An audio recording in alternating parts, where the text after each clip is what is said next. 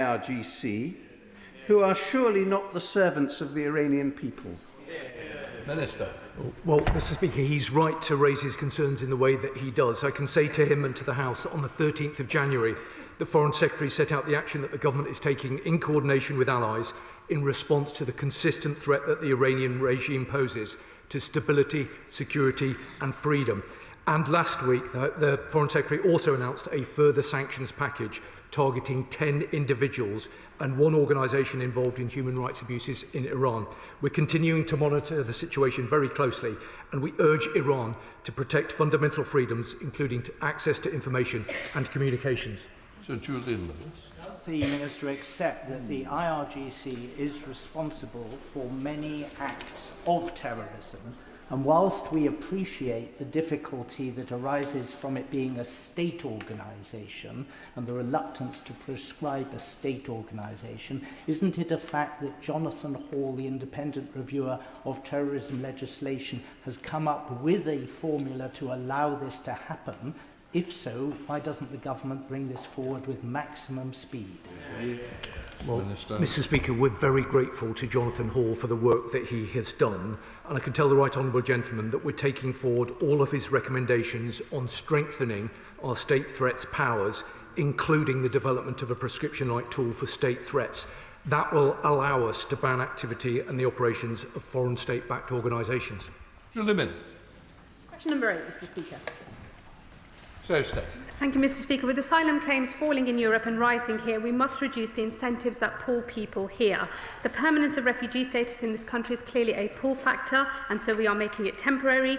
The ability to melt into our illegal economy lures people here, so we have lifted immigration raids to record levels, and effective removals send a clear message, and returns are now up by around a quarter under this government. Mr. Speaker, illegal immigration, illegal working and illegal trading frequently go hand in hand and too often manifest in the proliferation of dodgy shops on our high streets. Now, whilst I welcome the shop raids in my Carlisle constituency last summer, without action to tackle illegality at source, the police and trading standards face a never-ending game of whack-a-mole.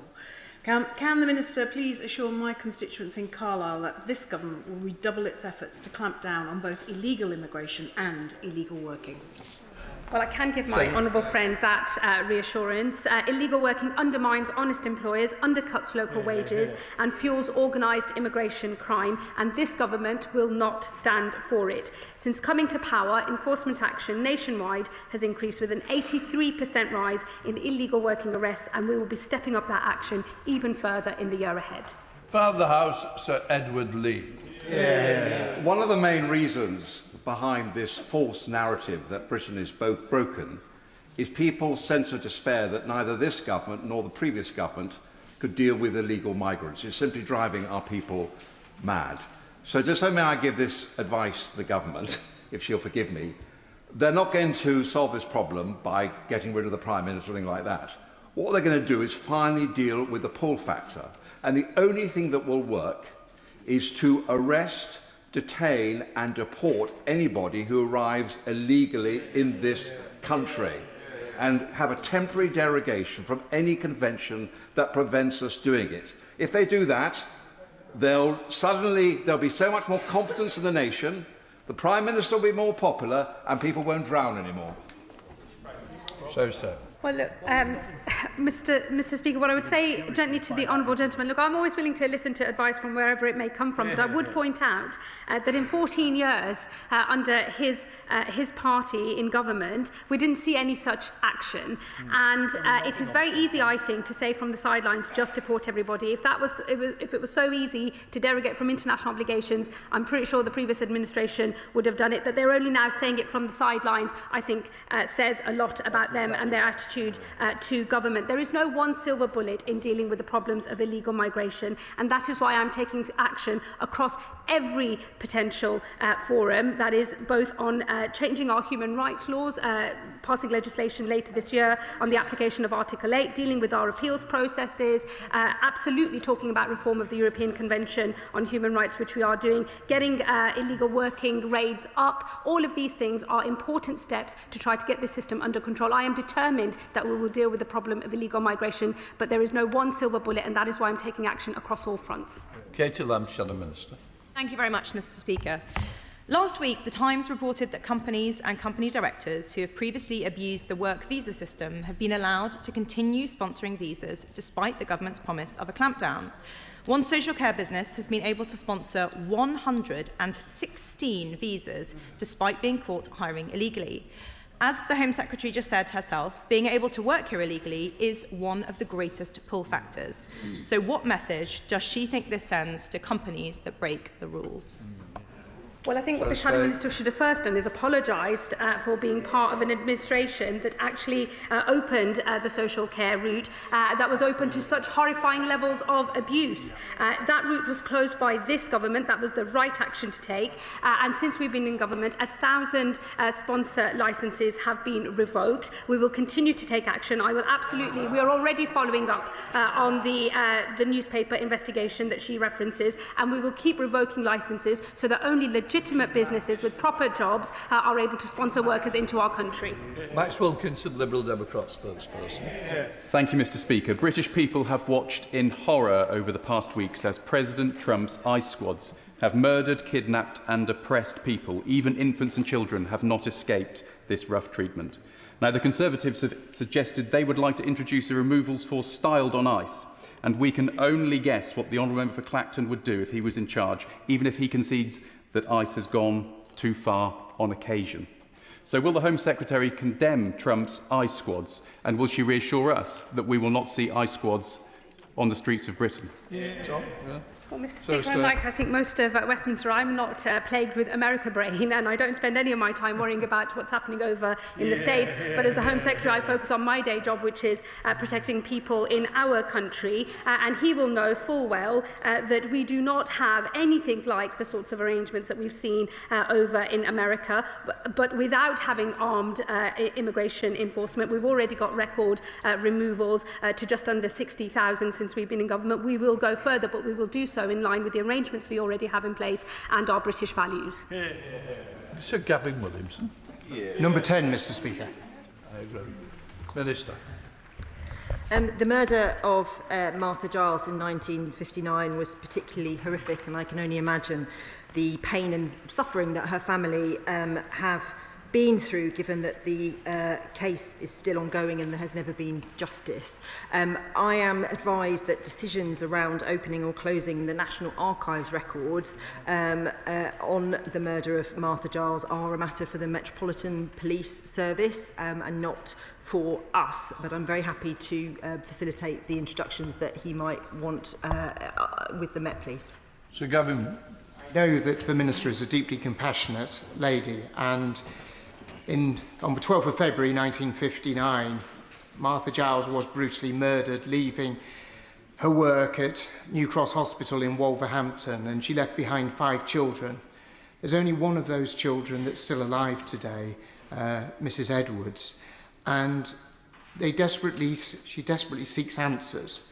I know that it's not within the Minister's gift, but if there's any way of being able to convene officials and officers in the Metropolitan Police, just to be able to bring some closure on this awful chapter, it would be so deeply appreciated.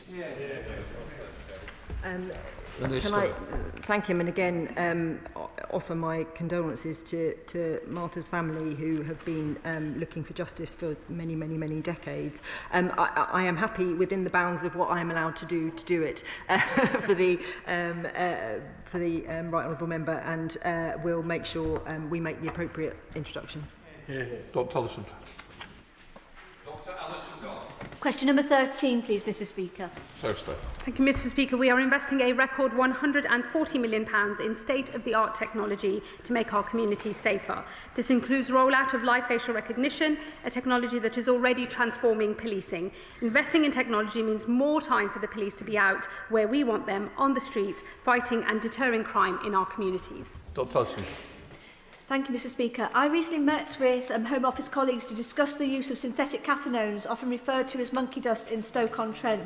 These substances cause significant harm to users and indeed to communities, and they are frequently sold via the dark web and imported through the post. So can the Minister provide an update on their work with the National Crime Agency and Royal Mail to detect illicit substances using technology, and advise whether existing opioid detection methods can be adapted or applied to synthetic cathinones?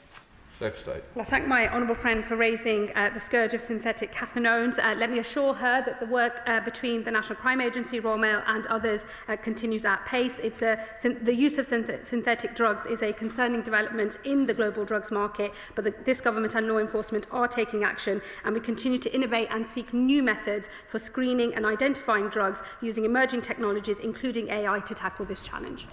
Lincoln Job. Thank you, Mr Speaker. I recently visited a major retailer in my Spelthorne constituency, and they reported that that corporately their systems are so clunky that to get information to the police when they have evidence of shoplifting, they had to resort to sending an officer around to the thing to film on their body cam footage from the the retailer's own systems. So as well as sorting out the technology within the police, would the Home Secretary also encourage and reach into those big corporate retailer chains so that we can have a seamless flow of information in order to drive down shoplifting? Well, I'm very glad, I'm very pleased he raises that particular issue. I'm happy to look into the detail that he's seen in his own constituency. Let me assure him there is a lot of work happening with retailers. I know that there are different platforms that are being adopted. The pace of technological innovation in this area is really very quick indeed, and we will do everything we can to make sure all of these systems are absolutely joined up and that the police are in the best possible position to go after these criminals as quickly as possible. Lisa Smile. Question 14, please, Mr Speaker. This government is restoring neighbourhood policing with nearly 2,400 additional neighbourhood officers in post since last September, and we're ensuring that every community has named contactable officers dedicated to tackling the issues facing their communities. Of course, the provision of in-person services such as front counters are for local police to decide. I want those police on our streets catching criminals. Lisa Smart. Thank you very much, Mr Speaker. Communities like Woodley in my Hazel Grove constituency has been plagued by shoplifting on the precinct. We've had far too much antisocial behaviour, and recently we've had some really worrying violent incidents as well. Bredbury Police Station, though, was closed by the Mayor a few years ago, and we know many people want to access police services in person for all sorts of accessibility reasons, just because it's much more reassuring to have that conversation in person. Police also tell us that they can pick up on things in person that they just can't when they receive an online form. We Lib Dems have a plan for a police counter in every community, in places like supermarkets where people already are. What steps is the government taking to ensure that communities like Woodley can access police services in person? Minister.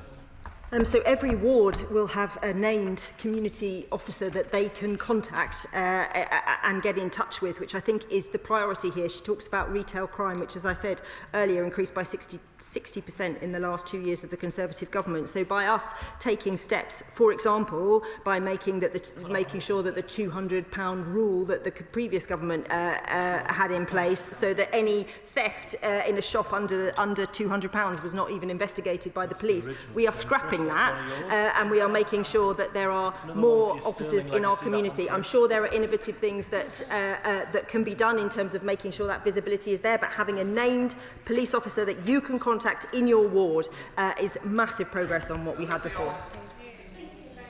Mr Speaker, Humberside Police and trade unions representing Humberside Police have raised concerns about potential closures of counters and Operation Balance. Can she offer any reassurance further to her remarks that will give assurance to my local community that they will be able to contact local police as and when they need to? Minister.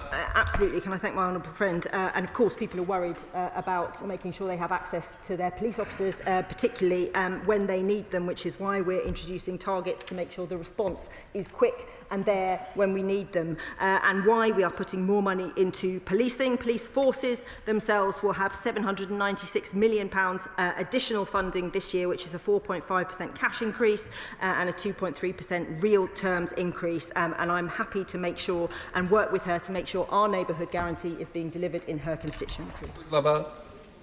Thank you, Mr. Speaker. Question number 16. Minister. Thank you, Mr. Speaker. Our cross-cutting government strategy has committed £1 billion over the next 3 years to support victims of VOG, including domestic abuse. Some of what is in that includes £30 million uplift under this government on refuge and safe accommodation for victims of domestic abuse, and also millions extra on funding the DA perpetrator schemes, specifically targeting the most high risk of harm repeat offenders. Thank you, Mr. Speaker. After years of enduring domestic abuse, a constituent of mine came forward to Thames Valley Police. She was badly let down by process and communication failures, resulting in the perpetrator avoiding prosecution, despite a positive charging decision. She is now worried for her own personal safety and has a PTSD diagnosis. So I appreciate what the Minister has said she's doing to help victims of domestic violence, but what more can she do to make sure that they're taken seriously so that the victims do not have the same experience as my constituent? Minister. The Honourable Gentleman makes an incredibly good point, is that we would save ourselves a lot of time and people a lot of harm if we just got it right in the first place, which is why this government has invested £13.1 million specifically into a policing centre for violence against women and girls that seeks to look at all of the gaps in the system within policing and seeks to make a nationwide standards that they will be held accountable to. Samantha Nibbler. Thank you, Mr. Speaker. In my constituency of South Derbyshire, I'm grateful to Derbyshire Wish, who provide domestic violence and abuse services and who use my officers for free in order to speak with victims of domestic violence and abuse in a safe and neutral environment.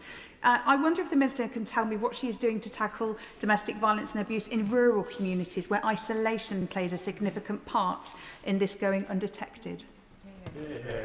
The Honourable, I pay tribute to the organisation in her constituency and across our constituencies, and tribute to her for doing that work within her own surgery. I would encourage the same of everybody, and I'm sure many do that. What I would say is that the rural communities experience domestic abuse the same as people in urban areas, but they have different needs that need to be met, and that is why this government, and I invite the Honourable Lady to join me in this, and any members in the House, will work with members from rural areas to look at really specifically what needs to be done to make sure that that isolation is, when police standards are written, fully taken into account. Mark Pritchard. How the police respond to domestic violence incidents at the first instance oftentimes is critical for the criminal justice process, but also interpreting the events on the ground. I know the Minister, who in my view does a very good job, by the way, likes to look at best practice across the world. Would she look at best practice in Europe where academics have proven that where there is a male and female officer responding to these incidents, that the process of prosecuting is often far easier as a result of having a mixed gender patrol where possible? Minister. I thank the Honourable Gentleman for that suggestion, and I welcome and will make sure that our officials look up this particular study. I will do anything that shows an improvement in this area, and it never surprises me that actually gender parity in things makes things better. That's also another thing I've committed my life to. Pam Cox. Thank you, Mr. Speaker. I welcome the government's determination to tackle violence against women and girls and to support victims. Would the Minister agree with me that improvements to our family justice system, as well as to our criminal justice system, are going to play a really important part in that? Minister. I thank the Honourable Lady, and I think that whilst this is Home Office questions and people will rightly bring their issues with regard to policing across the country, around only 10% of victims of domestic abuse ever see the inside of a police station, ever interact with policing. So making sure that every other part of our system, and the family court system and the family justice system and our civil courts, absolutely have to play a part, and that is why they are a fundamental part of the violence against women and girls strategy. Question 17, Mr. Speaker. Minister.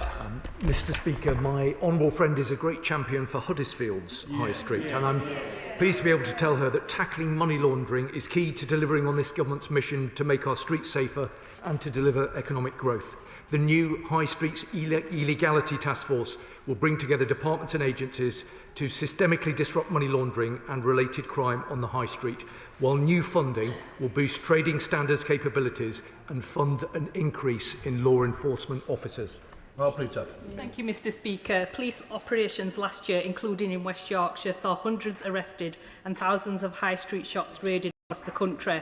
So can I ask what further steps are being taken to tackle money laundering, including connecting information across agencies and flagging suspicious entities so such operations can be closed down quickly?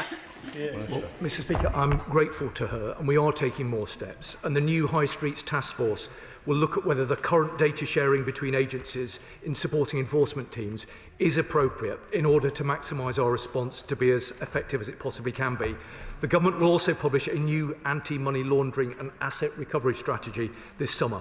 This will set out further ambitious measures to strengthen our fight against money laundering, including better sharing and exploitation of financial information across the system. Chair of the Select Committee, Dame Karen Bradley. Thank you very much, Mr. Speaker. Organised criminality is behind much of the money laundering that we see on our high streets, and that's why my committee last week launched an inquiry looking at organised criminality and the role it plays in the crime we see in neighbourhoods up and down the country. Can the Minister set out what support the Home Office is giving to the National Crime Agency in regards to this issue, and how does he envisage the National Crime Agency working with the 12 mega forces that are envisaged in the White Paper and the National Police Force? Minister. Well, Mr. Speaker, I'm very grateful to the chair of the committee for setting out the work that they're going to be doing. I have long believed that the importance of the work that we need to do, working very closely with the National Crime Agency to tackle serious organised crime, which is a blight on all of our communities. We're working very closely with the NCA to make sure that they've got the appropriate level of resourcing and the correct strategic priorities. I meet with the Director every single week. We'd be very happy to cooperate closely with the work that she's doing, and she's right to mention the importance of police reform. Obviously, we're looking very carefully at that process, and we'll make sure that we configure ourselves in a way that will maximise the ability of the National Crime Agency to tackle serious organised crime. We now come to topicals. Rupert Lowe. Topical question number 1, Mr. Speaker.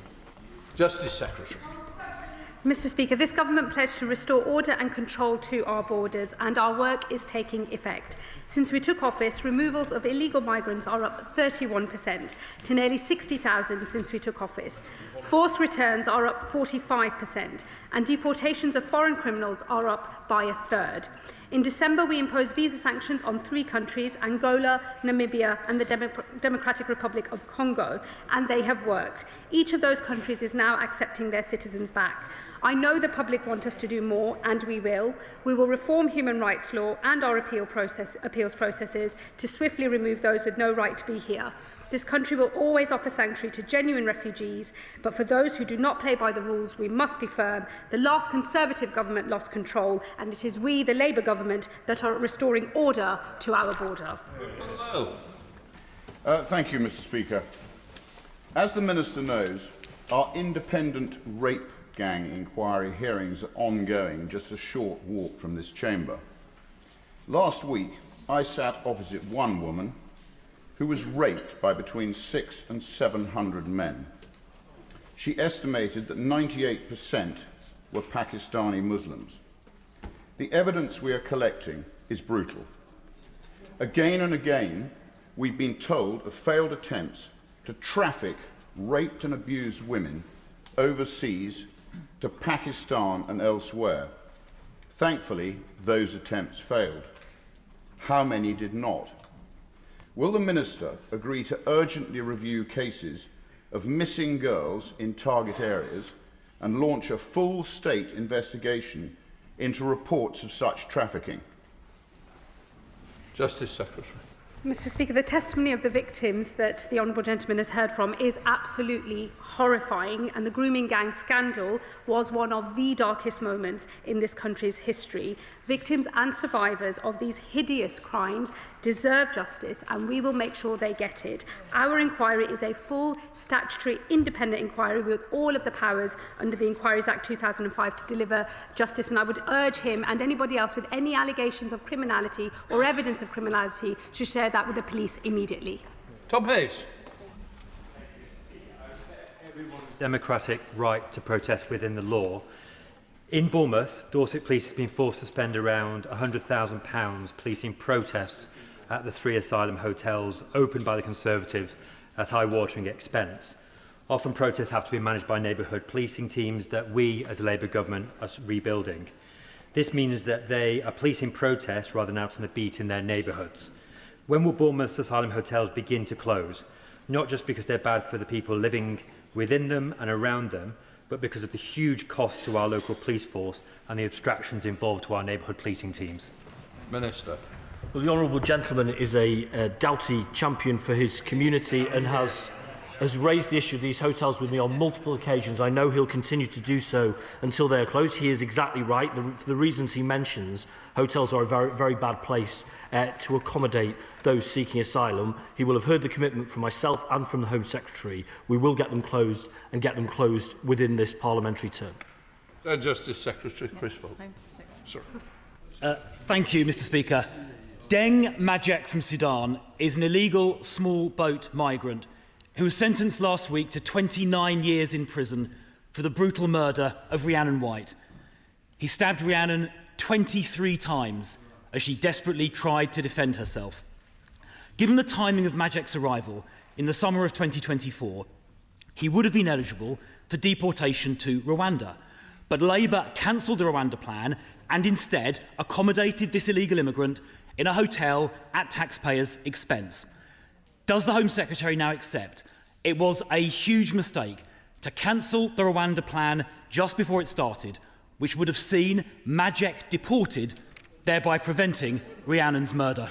Home Secretary. Well, let me say first and foremost, Mr. Speaker, that the murder of Rhiannon White was an abhorrent crime, and our thoughts are with her loved ones. And I would caution all members against using individual cases to make a bigger political point, as the Shadow Home Secretary has just sought to do. He knows full well his government's Rwanda plan was nothing more than a gimmick. £700 million spent on 4 volunteers going to Rwanda. There is no silver bullet in dealing with the mess of the migration system left to us by the previous Conservative administration, but we are taking action across every front. Migration under control. Migration is up 42% since the general election, and I'm afraid, Mr. Speaker, this is not an isolated case. Hundreds of crimes have been committed by illegal immigrants, including a 30-year-old woman girl raped in Leamington Spa by 2 Afghan small boat migrants, and a girl aged just 12 strangled and raped in Nuneaton. So does the Home Secretary agree this cannot go on and that only radical action will fix this? And just like the Father of the House said earlier, we need to leave the ECHR and deport all illegal immigrants within a week of arrival, and the crossings will stop. Home Secretary. Well, what I would say to the Honourable Gentleman is he's only picked up this new policy of leaving the ECHR in opposition, not one that they took up when they were in government, and I'm afraid he's just carping now from the sidelines, to which he has been condemned by the British people for failing to control our borders. It is this government that is sorting out the absolute abject mess left by the Conservative Party in our migration system. Order. Mr. Philp. Can we just calm down, please? It doesn't look good on TV for anybody shouting somebody down. I'm sorry. We are already taking action, Mr. Speaker. We will go much further, and we will not stop until we have restored order to our border. Mr. Gordon. Thanks, Mr. Speaker. City centre safety is a top concern of residents in Newport East, so I was pleased to hear from Gwent Police last Friday we're seeing crime coming down thanks to extra measures and resources. Can I also draw the Minister's attention to Gwent Police's new Project Vigilance scheme, which uses undercover officers to protect women and girls in the nighttime economy? And alongside this, what more is the government doing to make our city centres safer? Minister. Can I thank my honourable friend for her question? We are putting more money into policing. We're introducing respect orders. We're bringing back the rule that any theft under £200 must be investigated by the police. We are putting thousands more officers into our town centres. We're working with retailers to make sure we're using new technology to tackle crime. We're introducing live facial recognition to get these nasty criminals locked up where they belong. And I'm very pleased and very much looking forward to working with her and perhaps even visiting her constituency at some point. Max Wilkinson, Liberal Democrat sponsor. Thank you, Mr. Speaker. In recent weeks, those warning that a rapid dip in net migration could harm public services and the economy span left and right, including commentators such as Fraser Nelson, not known for his softness on this sort of thing. It is no secret this government is struggling to deliver growth after its two damaging budgets and stubborn refusal to join a customs union with the EU. So is the Home Secretary totally certain that her plans on immigration won't further harm the economy and public services like our precious NHS? Yes, I am, and that is because having an ordered migration system, both for legal migration and sorting out the problems of illegal migration, are absolutely critical to maintaining public confidence across the country and to make sure that we can hold our country together. So I back all of these reforms, and I know that they will have nothing but a positive impact. Alex Baker. Thank you, Mr. Speaker. In Oldsham Farnborough, we have a brilliant police team, but recruitment of officers is difficult because of the pay difference along the Hampshire-Surrey border, where officers can earn more by working just a few miles away, leaving our local police team understaffed and overstretched. What steps is the Secretary of State taking to address these recruitment challenges to ensure we have bobbies on the beat in every community? Minister. My right honourable friend makes a good point, and we need to make sure we're both paying our police well, which we have done through a pay uplift, and also making sure we are looking after our police force. The number of police leaving the service, not for retirement or ill health, but leaving the service because they were fed up with it, tripled under the last government. We will put a stop to that. Cross. Thank you, Mr. Speaker. Girls were raped and abused by grooming gangs in Scotland, just as they were in England and Wales, yet they are excluded from the grooming gangs inquiry. Girls, no matter where they are in the UK, must get justice, and rapists, no matter where they are in the UK, must face the consequences. In response to an earlier answer, the Minister said of Vogue perpetrators that she doesn't care who they are or where they come from. So will the Minister please now do the right thing and include Scottish victims in her inquiry? Minister. What I would say to the honourable lady is that it is for the Scottish Government to undertake an inquiry, because actually justice, unlike in Wales, justice is also devolved within Scotland, as well as education, as well as health, all of the things that will be absolutely vital facets of the inquiry that will run across England and Wales. But I don't disagree with her that there absolutely needs to be no stone left unturned in Scotland, and that is and anything that of the work of the committee is found, we will make sure that that is shared with Scotland. Mayor. Thank you, Mr. Speaker. Will the Security Minister give an update on the work of the Defending Democracy Task Force to tackle the level of disinformation on social media and in our democracy? Minister. Mr. Speaker, I'm very grateful to him. The Defending Democracy Task Force is the fulcrum point that coordinates activity across government. We work very closely with other government departments, specifically on the issue of countering mis- and disinformation, not least as we move towards important elections taking place in May. This is an important body. It has recently had its mandate renewed by the Prime Minister, and we ensure that we work very closely with law enforcement in order to make sure that our democracy is properly protected. Bob Blackman. Thank you, Mr. Speaker. Over the last 2.5 years, our Jewish population have had to put up with hate marches starting outside synagogues. Jewish businesses have been suffering hate demonstrations outside, and now shops that store kosher goods are being targeted by demonstrators. What action can the Home Secretary take to make sure that our Jewish population are protected and these evil perpetrators are brought to justice? Home Secretary. Well, Mr. Speaker, let me condemn in the strongest possible terms all of the anti-Semitic incidents that he has highlighted in his question. This government will not stand for any anti-Semitism in our country. We will take every step we can across government to wipe out this evil from our society. He will know that I am reviewing police protest powers. I've already made some announcements on changes that we will make. Lord Ken MacDonald is conducting a review, and I will not hesitate to take further legal steps in order to protect our Jewish community. Sonny Kumar. Thank you, Mr. Speaker. What action is my right honourable friend taking to disrupt the finances of the organised crime routes facilitating illegal migration to the United Kingdom, and what steps is the department taking with international partners to prosecute those who are funding these operations both domestically and internationally? Minister. I'm grateful for that question. I can report to the House that we've made 4,000 such disruptions against organised immigration crime.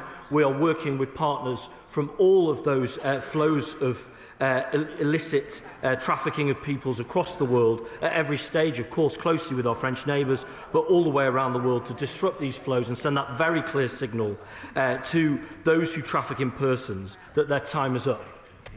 Pete Wishart.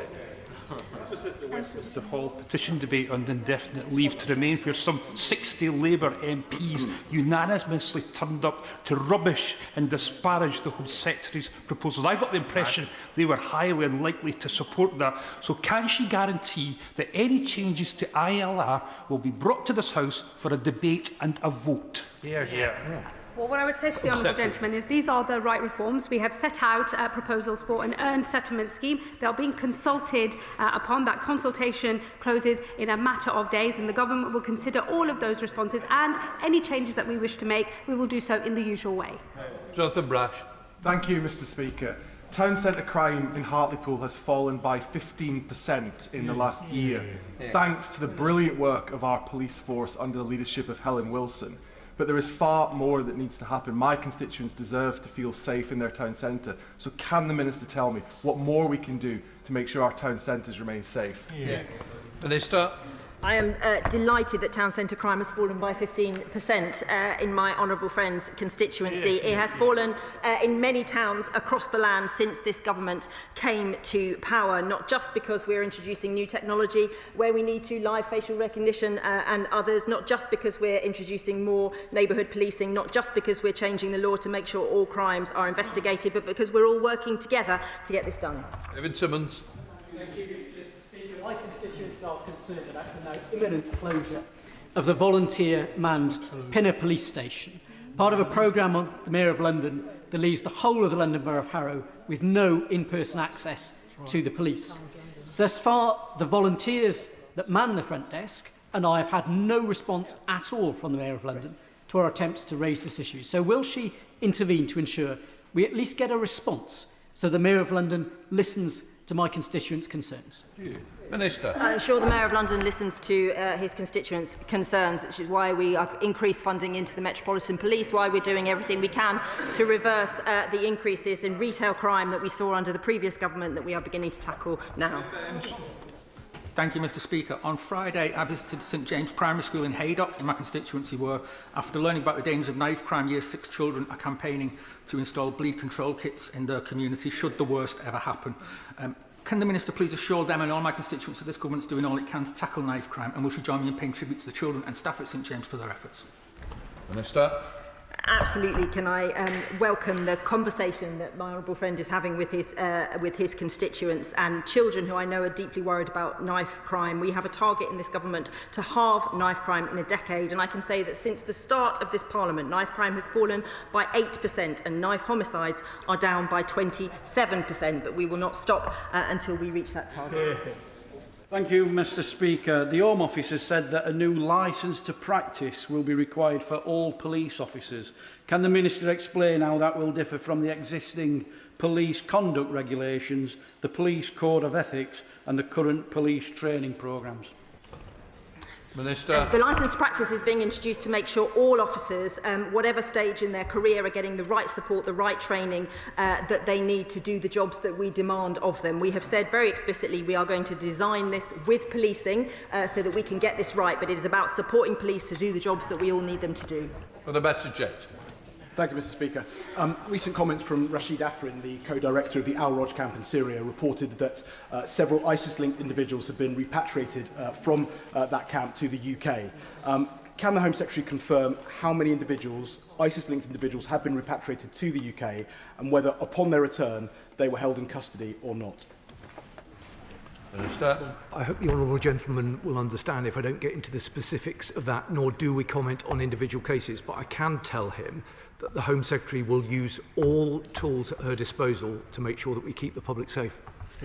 Shocker Adam. Thank you, Mr. Speaker. I would like to pass on my heartfelt sympathies to the family of Khalid Oladipo, who sadly, tragically got killed by a knife crime incident last week in the city of Leicester. I'm sure every member in this House does not want to see another life shortened and another mother's heart broken. So can I ask the Minister if she would back my calls for the government to appoint a dedicated minister to tackle knife crime? Minister. I am that dedicated minister, and it is my job to tackle knife crime. It is what I have campaigned on for many, many years, and I'm glad to say we are having some success. But every knife attack, every knife murder is an absolute tragedy, and we will continue to do all we can. Final question, Helen Morgan. Thank you very much, Mr. Speaker. The police officers and PCSOs in North Shropshire work hard, but the PCSOs' hours have been cut because of budget constraints, and there are no front desk services at all in my constituency, despite it having 5 market towns. Can the Minister outline how we're going to see better and more visible community policing in North Shropshire? Minister. The officer maintenance grant, which kept the uplift of officers, became a barrier to more visible policing and actually saw us reducing the number of PCSOs by half under the previous government. So by giving the police more flexibility, but by ensuring that we are putting 13,000 more officers into our communities, on our streets, where they can tackle the scourge of everyday crime, I think the Honourable Lady will get the right mix that she needs for her constituents. Let the front benches change over.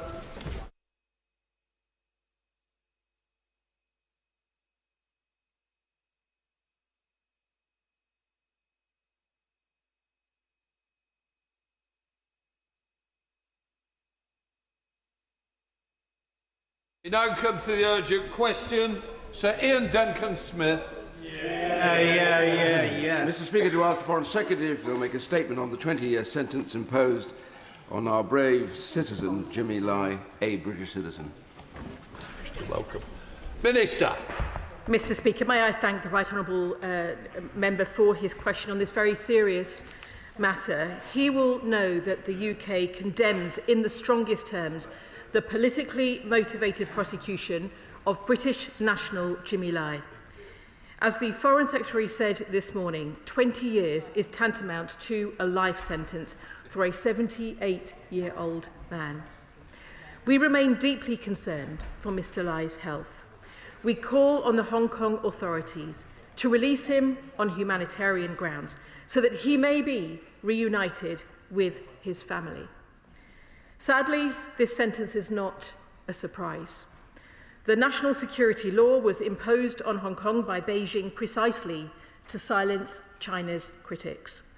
That is why the government has long called for the repeal of the national security law and for the end to the persecution of all individuals charged under it. It is also why the Prime Minister raised Jimmy Lai's case with President Xi on his recent visit to Beijing. The Prime Minister's visit allowed us to open up discussion with China. Making our case directly to the Chinese president is an approach being taken by the USA, Canada, France, Ireland, and many other allies. The Foreign Secretary has been in touch with Mr. Lai's family in relation to the private conversations that have happened, and I know that many in this House will want to express their support for the family. We recognise their fortitude at this incredibly difficult time. Mr. Speaker, this government remains steadfast in our support for the people of Hong Kong. That is also why today the Home Secretary has announced the expansion of eligibility for the B&O visa route. The UK has welcomed around 200,000 Hong Kongers since 2021, and we will unequivocally continue to uphold our commitments to them. This government's utmost priority is to secure the release of Jimmy Lai, an elderly, unwell British citizen. He has endured an extraordinary ordeal for 5 years, and we call for this to end now.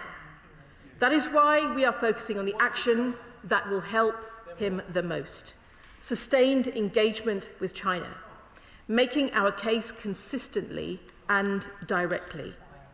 As the Right Honourable Member knows, we shouldn't sit outside the room, refusing to engage, where you can't even have that conversation. And I am grateful to have the opportunity today, Mr. Speaker, to reiterate this government's call for Jimmy Lai's immediate release. Right, let's go back to Sir Ian. I'm grateful for you granting this. Today, as the Minister said, Jimmy Lai, a British citizen, has been in prison for a further 20 years. Now, given his poor health and the fact that he sat for 5 years in solitary confinement, this is not a sentence, it is a death sentence on this brave man. They've trashed everything that we would consider reasonable in law. I, for example, as others, I was named 9 times in this prosecution case, and I've never even met him, or sadly, ever even spoken to him. I ask the question simply of the Minister: why is the UK government statement they released today refer to Jimmy Lai as a British national? Lord Cameron finally changed that and made it clear that he was a British citizen. Yes. Can she not now say that she will now change that and call him a British citizen, which is what he is? And why does this constantly now refer me to Hong Kong and to the national security law?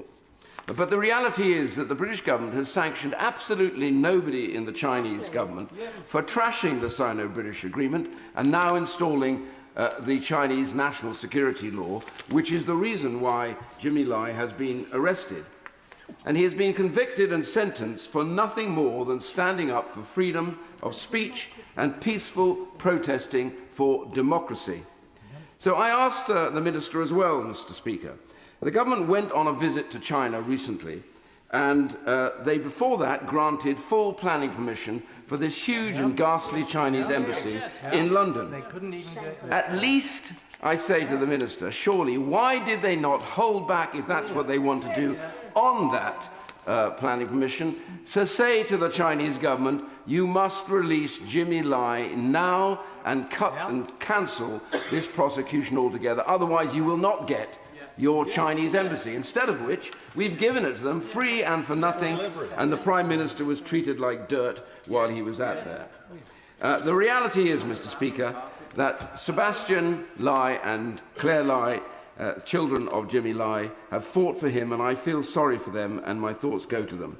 But surely, that indeed a sad day for anybody that believes in freedom, justice, the legitimate rule of democratic-made law, and now will the government call for a humanitarian parole. Minister. I thank the Right Honourable Member for his question. He may have missed my reference in my opening remarks to Jimmy Lai being a British citizen, but perhaps I can reiterate that again. And it is important to reiterate what also we have said today, which is that we call on the Hong Kong authorities to release Jimmy Lai immediately on humanitarian grounds so that he may be reunited with his family and for him to be receiving all the necessary medical treatment and for full access to independent medical professionals. The Right Honourable Member will also know that the Prime Minister raised Jimmy Lai's case with President Xi on the 29th of January in Beijing. And since the visit, the Foreign Secretary has been in contact with Mr. Lai's family. The FCDO are also in close contact with Mr. Lai's international legal team, Doughty Street Chambers, and his son and daughter, Sebastian and Claire. And the Foreign Secretary last met with Sebastian and Claire on the 8th of January. In relation to the Chinese embassy, national security is our first duty. The planning decision was taken independently by the Secretary of State for Housing, the conclusion of a process that he may remember began in 2018, when the then Foreign Secretary provided formal diplomatic consent for the plans. But it is also important to be saying today that we stand with the people of Hong Kong, and we will always honour the historic commitments made under the legally binding Sino-British Joint Declaration, and China must do the same. Chair of the Select Committee, Dame Emily Folbury. Thank you very much, Mr. Speaker. Jimmy Lai is 78. He has rotting teeth. He has diabetes, heart issues, and recently he's visibly been losing weight. And now he has been sentenced to 20 years. It is effectively not a life sentence, it's a death sentence. I would urge the Chinese authorities to end this elderly man's appalling ordeal, and I would ask that they exercise clemency and allow him to be reunited with his family. Does the Minister agree with me that the concern for the suffering of Jimmy Lai extends far beyond his family and touches the hearts of so many British people? Minister. I thank my right honourable friend, and indeed she makes a very powerful point, and she is absolutely right that the situation that Jimmy Lai is in and the urgency of the need to release him on humanitarian grounds so that he may be reunited with his family and receive the independent medical treatment that he must have is a matter that goes beyond his family and indeed touches the hearts, I know, of members across this House and across this country. He has been sentenced to 20 years in prison for peacefully exercising his right to freedom of expression. And my right honourable friend will know that his case remains a priority for this government and the Prime Minister. Dame Priti Patel, Shadow Foreign Secretary. I commend my right honourable friend for securing this really important, urgent question. Today, Jimmy Lai and the democracy and freedom he has campaigned for in Hong Kong has been sentenced to 20 years. As his son Sebastian has said, Jimmy dedicated his life to defending the freedoms of Hong Kong. For that heroism, he's being punished. He's essentially getting a death sentence for that. Jimmy is a hero and deserves to be back home with his family, not hauled in chains before the courts languishing in a prison cell. We call for his release. The fact that Jimmy Lai has been sentenced to 20 years, the longest sentence ever under the national security law, is not only a reflection of the cruelty inflicted by the Chinese Communist Party, but it's a monumental diplomatic failure of this feeble and gullible Prime Minister. Just over a week ago, he was with President Xi defending engagement with the CCP. He gave China permission for their super embassy spy hub, but failed to secure Jimmy's release. So can the Minister have some backbone now and tell us exactly what details were discussed between the Prime Minister and Xi? Did he call for Jimmy to come back home? Did he demand access to the healthcare he needs? The official readout of the meeting published from Downing Street on the website didn't even mention Jimmy Lai's name.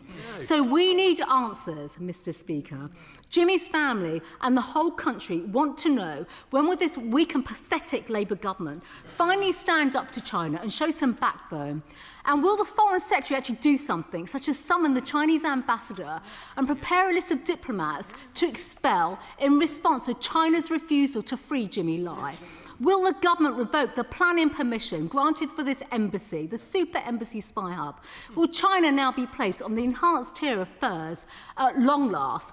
And will the UK, holding the presidency of the UN Security Council, actually take some steps now and ask what diplomatic steps will be taken to escalate this case, put some pressure on China for once, and secure global support for Jimmy's release? Jimmy must be freed now. And I have to say, this is a day of shame for this weak Labour government and its failure to stand up for China. Let me thank the Shadow Foreign Secretary for her comments, but to also say that she will know that this is a situation that has been ongoing before we were in government, and that we continue to seek the release of Jimmy Lai immediately, she will know that we assess Jimmy Lai's prosecution to be politically motivated. And she will know that in order to have the conversation with the Chinese government, you need to be in the same room. That's why the Prime Minister raised this on his visit, and we continue to raise this at every level of government and at every opportunity to do so. The Right Honourable Lady will also know that on the instruction of the Foreign Secretary, the British Consul General also attended the sentencing, and that we continue to keep in regular touch with the family. She will also know that we continue to do all that we can, publicly and privately, to secure the release of Jimmy Lai, and that is what we will continue to do so. Rachel Blake. Thank you, Mr. Speaker. I can see that the whole House is angered by this sentencing, but no one is more devastated than Jimmy Lai's family. Jimmy is a British citizen. There must be every single international pressure must be put on the Chinese government now to secure a humanitarian response to the situation we find. Can the Minister tell us how that we will be building an international coalition to restore that pressure to secure a humanitarian response? Minister. I thank my honourable friend for her comments, and indeed for the work that she has done on behalf of her constituent. And I can confirm that we are in discussion with our allies, including the US and Australia and Canada and the EU, on doing what we can internationally to continue to advocate and secure the immediate release of Jimmy Lai. Lisa Smart, Liberal Democrat spokesperson. Thank you very much, Mr. Speaker. I know that the whole House shares my horror and disgust at the politically motivated imprisonment, conviction and sentencing of Jimmy Lai. Last week, following his trip to Beijing, the Prime Minister suggested that he could change outcomes for Jimmy Lai and Hong Kongers by speaking softly with President Xi. It's clear now that the Prime Minister's trip to Beijing failed spectacularly to secure Mr. Lai's release. Has the government summoned the Chinese ambassador to make clear this House's shared outrage? Jimmy Lai's experience is the most visible example in terms of Beijing's efforts to suppress any and all criticism of the CCP, but it is far from the only one. Pro-democracy Hong Kong activists living in the UK continue to face intimidation, repression and threats from Beijing. Could the Minister provide any guarantees to those Hong Kongers that they will not face further persecution or intimidation at the hands of the CCP? Minister. I thank the honourable member for her comments, and if I can also share that that we continue to raise Jimmy Lai's case publicly and privately with the Chinese government. And it is important also to note that in December, when we did summon the ambassador at the verdict, senior officials in the FCDO summoned the Chinese ambassador to condemn the development in the strongest terms. And there is a public readout of those representations made during that meeting. And what is continuing to be the case is that any attempt by any foreign state to intimidate or to harass or harm individuals in the United Kingdom will not be tolerated, and we have taken action to do more to support law enforcement and training in this country to make sure that that is the case. Mr. Speaker, many of Jimmy Lai's family, including his son Sebastian, are my constituents. They are devastated by today's sentence that risks being a death sentence for a 78-year-old British citizen, a much longer sentence than any of the co-defendants and the longest ever under the national security law. Can the Minister reassure this House that it is the government's position that now this sham trial is over, that there are no more phony procedural reasons for us to work with our international allies to negotiate Jimmy's release? Minister. I thank my honourable friend and indeed for the work he has done to support the family. And let me be clear that we see this as a politically motivated prosecution, and we believe, and we continue to state, that he should be released immediately. And we will continue to work directly with the Chinese government, raising our concerns and our views in public and in private, continue to engage closely with the family, and indeed continue to work with our allies, as I have already mentioned. And he will also know that this is a case that the Foreign Secretary has also discussed with Secretary Rubio, and officials are also in regular contact on the matter with the US government. Tom Tugendar. Thank you, Mr. Speaker. Mr. Speaker, many of us in this House were sanctioned by China, and the Prime Minister went over and managed to sell somehow the partial unsanctioning of a few of us as a victory. I would have welcomed a victory, which would have been the release of Jimmy Lai.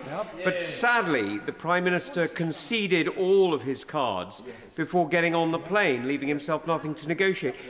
Couldn't the Minister find anything else that maybe China wants that he could negotiate with? Maybe the Prime Minister could offer them the Isle of Wight or perhaps the Outer Hebrides. He's trying to give away everything else anyway, and at least the job of the Prime Minister would then be to protect a British citizen, and one who, as we all recognise, has now been given a death sentence by the Chinese, not the Hong Kong authorities. Minister. Thank you, Mr. Speaker. Perhaps I can answer the substance of that question with a more serious response, which is that it was important to see progress that was made on lifting the ban of parliamentarians to be free to travel to China. And what the Prime Minister said last week is absolutely right, that there is more to do, and it is important to get clarity on how we move forward, where those bans have not been lifted, and it is very important that we continue to see that progress. David Smith. Mr. Speaker, I have to say it's really disappointing to see the opposition front bench treat this as if it's some kind of party political issue, and that they don't have a monopoly on outrage about this. And this really should be a cross-party issue. So I'll ask my right honourable friend, the Minister, a specific element as she works and the government works for the release of Jimmy Lai in this outrage. Can she also keep into consideration his freedom of religion or belief? Because I understand that he's been denied access to the Eucharist as well. And so as we're making representations on his behalf, as all of us should be, can we keep that in mind? I thank my honourable friend for his question, and indeed for the work that he does as our envoy on the freedom of religion and belief. And certainly that is a matter that we continue to keep and to continue to advocate for on his behalf. Andrew Mitchell. Thank you, Mr. Speaker. Mr. Speaker, now is not the time to lambast the Chinese government for the wider issues between us, but to focus 100% on securing clemency for Jimmy Lai. Surely the granting of clemency and a one-way ticket back to the UK and to his family will be a win for everyone, including the Chinese. Minister.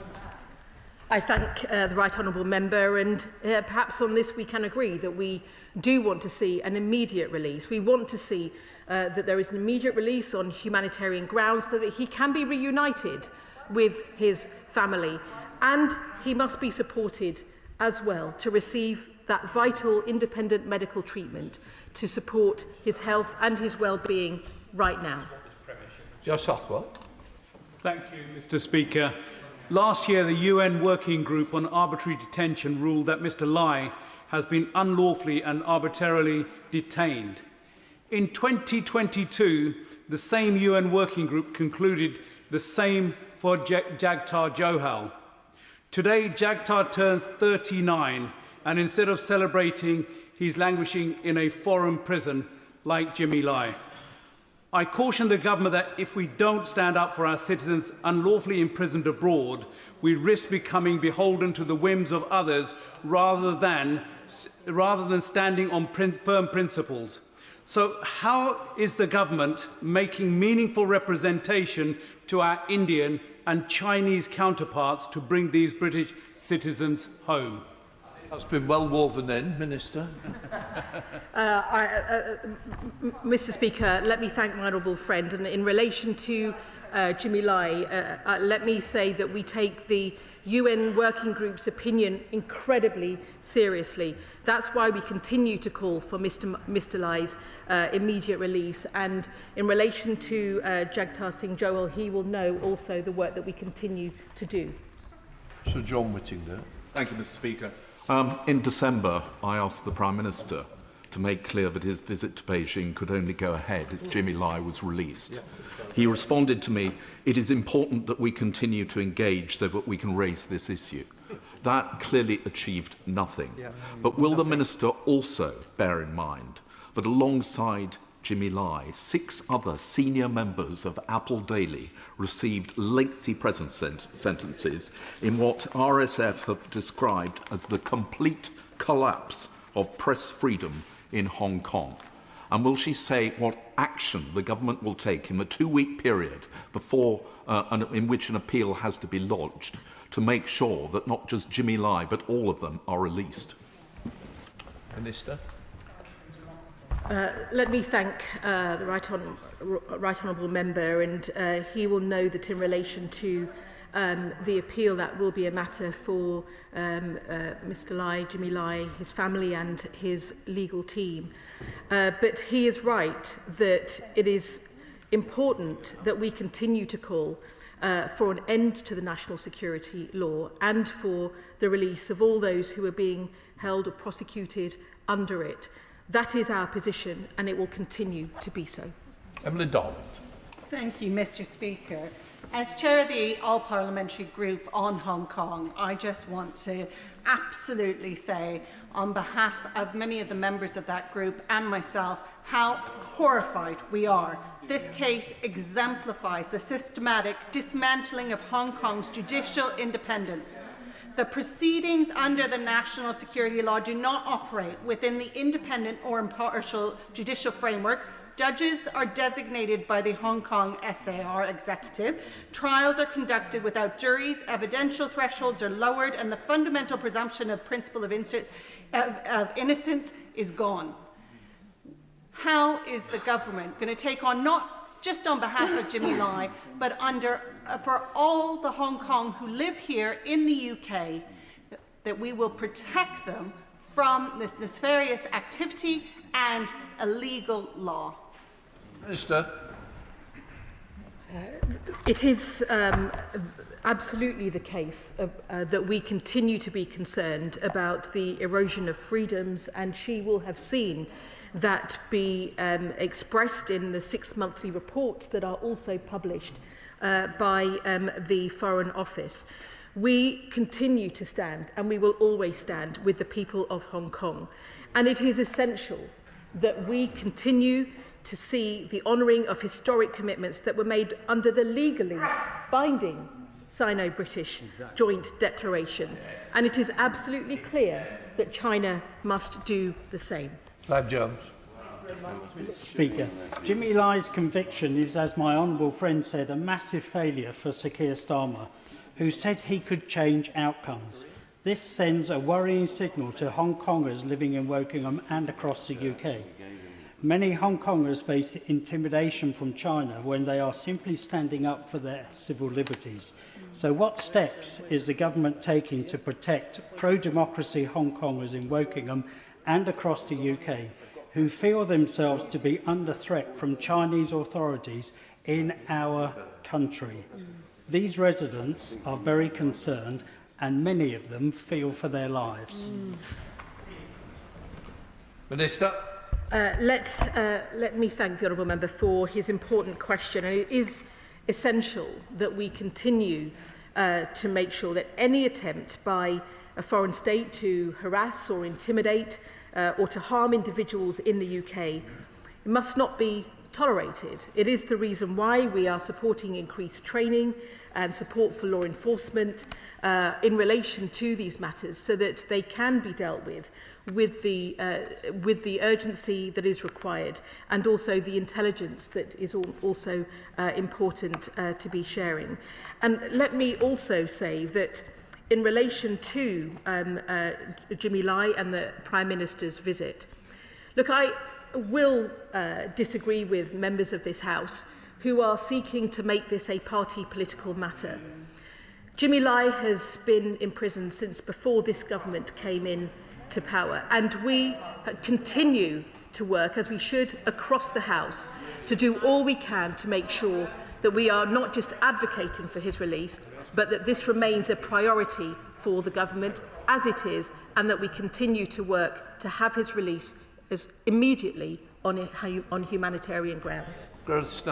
Thank you very much, Mr. Speaker, and I do thank the Minister for her answers, but I think it's fair to say that when the sentence was passed down, the CCP baked into our reaction that we would reiterate calls for release, that we would put out warm words of demands towards the well-being of Jimmy Lai. And there are, of course, concerns now that he may be transferred to prison inside China, where access to that legal representation will be even more difficult. So can I ask the Minister what practical and tangible changes will happen today as a result of this shift in the relationship with China, now that they have sentenced a British citizen to 20 years? And is she able to say a bit about what actions her department are going to take in the weeks ahead to give practical support to Jimmy Lai, so that this isn't another statement or question in a few weeks' time lamenting an appeal that was unsuccessful?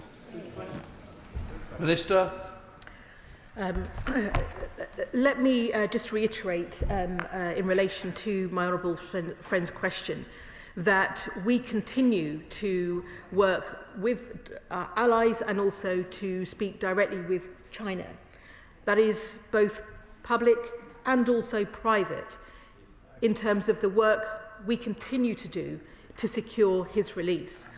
The government also remains in close contact with Mr. Lai's family to discuss the actions that we are taking, and we will continue to do this because securing the release of Mr. Lai remains a priority for this government and for the Prime Minister.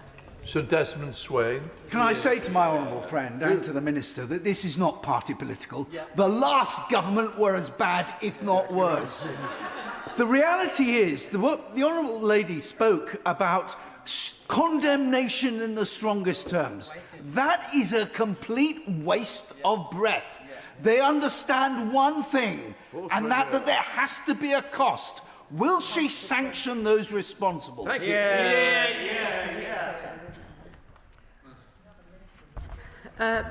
Mr. Speaker, I think the honourable member, I think, will perhaps disagree, but I think the key point is that you can't move forward unless you're in dialogue. And that is why what the Prime Minister did in going to China and in raising this directly has opened the doors to further conversation. And it is important to say that we continue to advocate for the release of Mr. Lai in public and in private, and that we remain in close contact with Mr. Lai's family on the steps that we are taking. Thank you, Mr. Speaker. The government's been pretty generous to the Chinese government. First the embassy, then the Prime Minister's visit to China, trade concessions, and in return the Chinese government have conferred a death sentence on Jimmy Lai.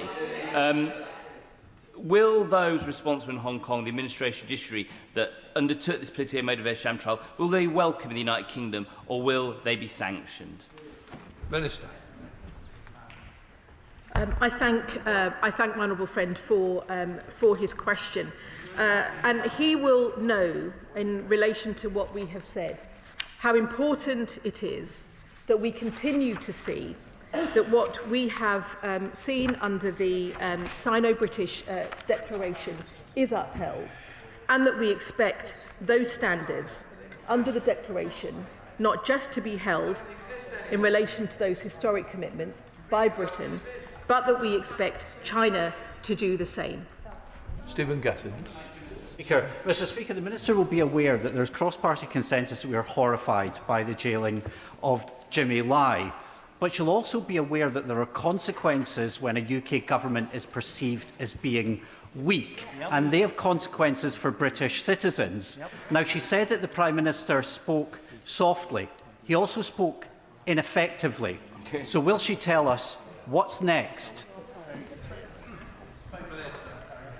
Perhaps I can just say again what I have shared with the House today, that in relation to the announcement today, that we continue to advocate for his release publicly and privately. We have not hidden our view over the imprisonment of Jimmy Lai. We have not hidden that we see this as politically motivated. We have said clearly and unequivocally that he should be released on humanitarian grounds. That remains a priority for this government, and it remains a priority for the Prime Minister, and he will know that. Thank you, Mr. Speaker. Parallel to the terrible injustice inflicted on Jimmy Lai, my constituent Chloe Chung still has to live with a £100,000 bounty on her head. Her resolve has never been stronger. I spoke with her this weekend, despite knowing that anyone in the UK can claim that bounty. So in the spirit of keeping the conversation going, can I ask the Minister to use everything in her power to convince the CCP to lift that bounty from Chloe, and indeed all the other UK residents who currently have bounties placed on them under Hong Kong's national security law, and the only crime these people have committed is telling the truth about the repressive regime in Hong Kong. Minister. I thank my honourable friend, and I do agree with him. And what I will also say is that we will not tolerate this harassment and intimidation in the UK. And the safety of Hong Kongers in the UK is of the utmost importance for the government. He will also know that training and guidance, as I've said, on state threats activity is now being offered by counter-terrorism police to all 45 territorial police forces across the United Kingdom, and this includes upskilling dedicated 999 call handlers on TNR, which maybe the last government did as much of, I don't know. This new package of training does allow frontline police officers and staff to increase their understanding of the threats that foreign powers present, and we will continue to work with my honourable friend in relation to his constituents. I'm sorry, Mr. Speaker, but this is really hopeless. I mean, no disrespect to this particular minister, but I'm sure you've noticed, as I have, that whenever something indefensible comes up, they always put middle-ranking or junior ministers in the front line. Why isn't that? Maybe she's abroad, maybe she's in her sickbed, but otherwise, why isn't the Foreign Secretary voluntarily making a statement rather than sending someone else to take the flak in this position, which really is not fitting of the outrage that honourable members, and there are honourable members on both sides, feel about the fate of Jimmy Lai. Well, Mr. Speaker, I'm not sure whether to take part of that as a compliment in relation to not being directly targeted, but as the Minister for the Indo-Pacific, it is a case in which I take great interest, and it is important that we are here in front of the House today. Pritchard. The Minister has read Confucius, the Chinese philosopher 2,500 years ago, I believe, and the Silver Rule, which talks about mercy and compassion. And whilst all of us in this House will continue to campaign for Jimmy Lai's release, could the Minister at least confirm whether there is consular access to Jimmy Lai, not just consular communication, and would she call upon President Xi, who no doubt has studied Confucius, to revisit compassion and mercy and at least allow medical treatment, correct diet, and allow Jimmy Lai to be released from solitary confinement? Minister. Mr. Speaker, the honourable member may already be aware that we continue to seek consular access and that it is important that we continue to advocate for the release of Jimmy Lai on humanitarian grounds. And I'm sure that that message is one that is going out loud and clear from this House. Dr. Andrew Morris. Speaker, the Trump administration is not known for its record on human rights, and yet the US has been perfectly prepared to sanction Chinese officials, CCP officials, who have been abusive. And yet the UK has sanctioned nobody. Why is that? And when will the judges and prosecutors involved in Jimmy Lai's sham trial be sanctioned by this government? Minister. I thank the honourable member for his question, and what I will say is that in relation to what we expect to see happening in Hong Kong, that it is unacceptable that we have not seen those commitments, those historic commitments that we made at the time of the Sino-British Joint Declaration be upheld. It remains a matter of concern that the national security law was brought in at all, and it remains a matter of concern that people are being prosecuted under that, and that we seek an end to the national security law, and that we seek the immediate release of Jimmy Lai. Jim Allister. Mr. Speaker, strong words of condemnation are appropriate and necessary. But when will the government's actions match those words of condemnation? Minister. Mr. Speaker, I think that the honourable member will know that to have a case that is a priority for the government, that is raised at every opportunity, at every level of government, and that we continue to work on publicly and privately, it is a matter of great concern, I know, to this House and to the country, and that we will want to see all of us working as much as we can and wherever we can to see the release of Jimmy Lai. That is our priority. Dr. Kieran. Thank you, Mr. Speaker. Mr. Speaker, the Prime Minister was happy to trot back from China, heralding the successes of the visit without having secured the release of Jimmy Lai. And now we see Jimmy faces this 20-year prison sentence, in effect a life sentence. Does the Minister think that was a price worth paying? Minister. Mr. Speaker, I will just reiterate again that what is the most important thing is that we focus on doing everything we can to secure the release of Jimmy Lai. That is our priority, and we will continue to raise this matter publicly and privately, and continue to be in close contact with the family on the steps that we're taking. For the best subject. Thank you, Mr. Speaker. The Minister appears to have come to the Chamber today with absolutely nothing to say. The recent visit to China was an absolute disaster, where people took burner phones, we took a burner plane, we even appeared to take a burner Prime Minister.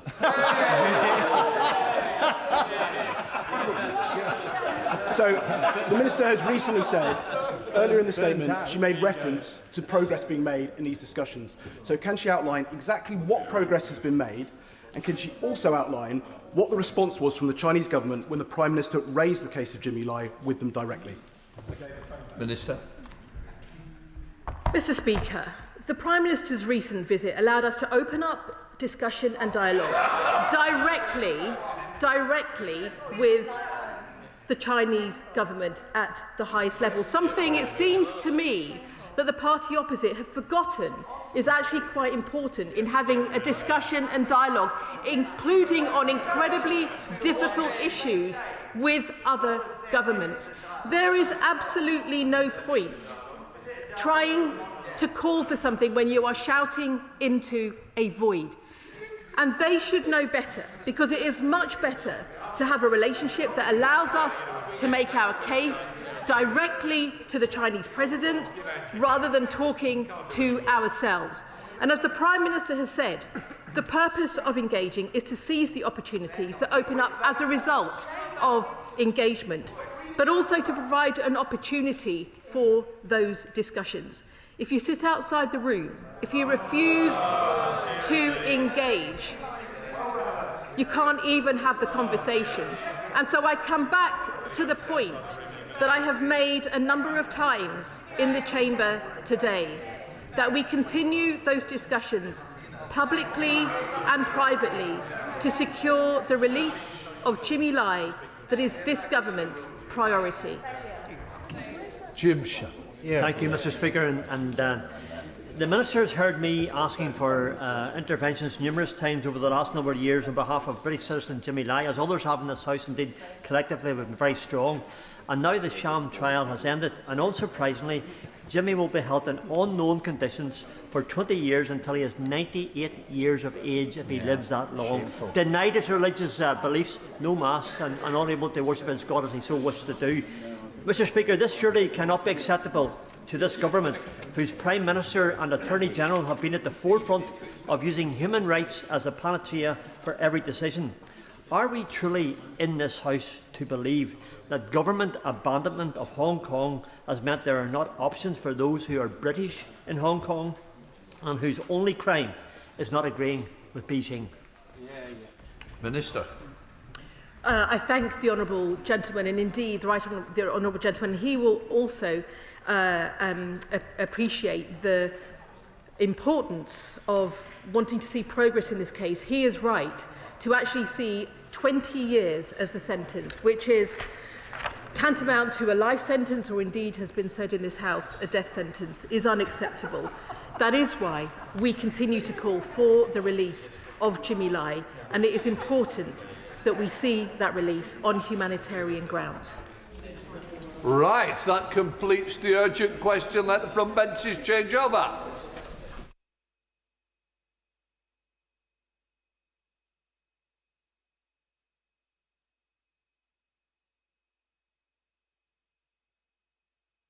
Statement, Durham Jones. Thank you, Mr. Speaker. Last week, I came to the House in the wake of information released by the United States Department for Justice around the depth and extent of Peter Mandelson's relationship with Jeffrey Epstein. I outlined immediate steps this government took, including initial review of material which ultimately led to a referral to the Metropolitan Police, and steps taken to modernise the disciplinary procedures to allow for the removal of peers who have brought the House of Lords into disrepute. I'm here today, Mr. Speaker, to update the House on further action the government will take to rebuild trust in public life in the wake of these damaging revelations since my statement last week. I'll finish the statement first, if I may. Mr. Speaker, I am sure the House will agree with me. The issues of standards, while important in and of themselves, do not meet the scale of disgust that we all have when we see powerful, rich men misuse their positions to abuse women and girls. These procedural rules, and the rules that I will talk to the House about today, Mr. Speaker, are important given what has been able to happen in the past, but we should start by recognising that our response, collectively, requires wider changes in the culture and use of power wherever it rests. This goes to the heart of who my right honourable friend, the Prime Minister, is. It is why he became a human rights lawyer in the first place, why he became the Director for Public Prosecutions, and why he changed the Crown Prosecution Service to be more victims-oriented, and it is why he became Prime Minister. Mr. Speaker, as I set out last week, Jeffrey Epstein was a despicable criminal who committed disgusting crimes. The Epstein scandal is another awful example of a culture that did not value the lives, let alone the voices, of women and girls. The series and sequencing of events across the last week has rightly made clear to us all that for too long and too often, influential people in positions of power, overwhelmingly men, have been able to avoid proper and just scrutiny because of the perverse power structures that incentivise their belief that rules do not apply to them. And if I may say so, Mr. Speaker, members chuntering from the benches opposite, whilst I am talking about the victims of sexual abuse and abuse of power, should know better and should recognise that they should be quiet and listen when we are talking about the victims and the justice they deserve to seek. Peter Mandelson's disgraceful behaviour raises a number of questions about the ability of the current standard system to catch those few who seek to break our rules. This damages all of us across the House. The vast majority of public servants, whether officials or elected members, come to serve the public, not themselves. This House, indeed this building, is full of people working hard, unsociable hours, making significant personal sacrifices in order to try and make a difference to people's lives, to do what is best for their country, to fight for their communities, to use their position in this place to give a voice to those whose voices are too often not heard. The issues associated with Peter Mandelson, however, show that we must go further to ensure that no one can ever again behave in this way. Since entering government, Mr. Speaker, we have delivered on our manifesto promises to strengthen the role of the independent advisor, and we have set up the Ethics and Integrity Commission, whilst also publishing ministers' interests, gifts and hospitalities more frequently, and reforming severance payments to ensure that they are proportionate and fair. This is significant and important reform after years of repeated ethics scandals under the last administration. This includes restricting payments for ministers leaving office following a serious breach of the ministerial code, and requiring repayment of severance for those found to be in breach of the business appointment rules. Mr. Speaker, it's also why the government has introduced the Public Office Accountability Bill, a landmark piece of legislation to tackle injustice, so that when tragedy strikes, the state is called to account. In response to the latest revelations in the past week, the Prime Minister has confirmed that the government will bring forward legislation to ensure peerages can be removed from disgraced peers, and that Peter Mandelson will be removed from the list of Privy Councillors. And we are changing the process for the relevant direct ministerial appointments, including politically appointed diplomatic roles, so that in cases where the role requires access to highly classified material, the selected candidate must have passed through the requisite national security vetting process before such appointments are announced or confirmed. But, Mr. Speaker, we recognise we need to go further. We will work with the newly established Ethics and Integrity Commission to ensure that it achieves its aims of promoting the highest standards in public life. We will consider whether the current arrangements for the declaration and publication of financial interests for ministers and senior government officials are sufficient, and whether in the future regular published financial disclosure forms or other additional transparency measures should be used. We will look closely at our system for providing transparency around lobbying, and, Mr. Speaker, it is clear that we should consider again the use of non-corporate communications channels within government. Revelations from the Epstein files have shown that it has been far too easy to forward sensitive information via unofficial channels. There is a lack of clarity about the use of non-corporate communication channels within government, which has raised concerns about the security of official information. As members on the benches opposite know from their former ministers who also forwarded information from the government via private email accounts to people when they shouldn't. The government recognises the consistent cause for a strategic review of these channels, the role they play in government, the legal framework in which they sit, and whether the current codes of conduct and guidance relating to them are effective. Mr. Speaker, this work will focus on the issues for government, but will complement a range of work being carried out in both this House and in the other place. The government is committed to the principle that second jobs for members of Parliament should be banned outside of very limited exceptions, such as maintaining professional qualification. The Committee on Standards is currently conducting an inquiry into second jobs, and we are working with the committee to deliver meaningful change as quickly as possible. The House is considering the legislation currently before Parliament to introduce a duty of candour, and the Prime Minister has been clear that we will bring forward legislation to enable the removal of peerages from those who brought the House of Lords into disrepute. And, Mr. Speaker, the government will ask the Lords Conduct Committee to expand its work reviewing the Code of Conduct in the other place to consider whether standards issues, including the rules relating to peers and lobbying, need to be reformed.